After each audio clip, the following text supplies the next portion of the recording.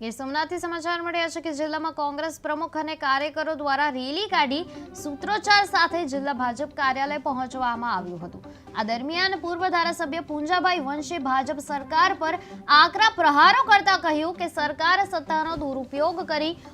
કોંગ્રેસના નેતાઓને હેરાન કરી રહી છે। તેમણે જણાવ્યું હતું કે સોનિયા ગાંધી અને રાહુલ ગાંધી સામે ઈડી દ્વારા કરવામાં આવેલા કેસને દિલ્હી કોર્ટે ફગાવી દીધો છે, જે સત્યની જીત છે। કોંગ્રેસ કાર્યકરો સત્યમેવ જયતેના નારા લગાવતા ભાજપ કાર્યાલય પહોંચ્યા હતા, જ્યાં સ્થિતિને ધ્યાને લઈ પોલીસે તમામ કાર્યકરોની અટકાયત કરી હતી।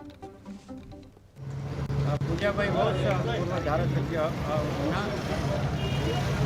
આજ રોજ તાજેતરમાં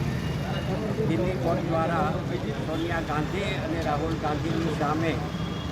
જે ઈડી દ્વારા જે કેસ કરવામાં આવેલો નોંધવામાં અને દિલ્હીની કોર્ટમાં જે કેસ ચાલતો હતો, સમગ્ર ભારત દેશ જાણે છે કે સત્તા પક્ષ તરફથી એન કેન પ્રકારે વિરોધ પક્ષના નેતાઓને ટાર્ગેટ કરીને ઈડી દ્વારા સીબીઆઈ દ્વારા હેરાન પરેશાન કરીને માનસિક રીતે ટોર્ચર કરવા માટે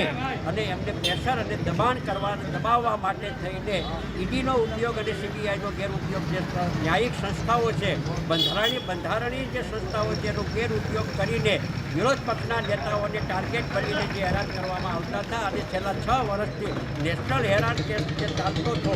એ કેસ કોર્ટે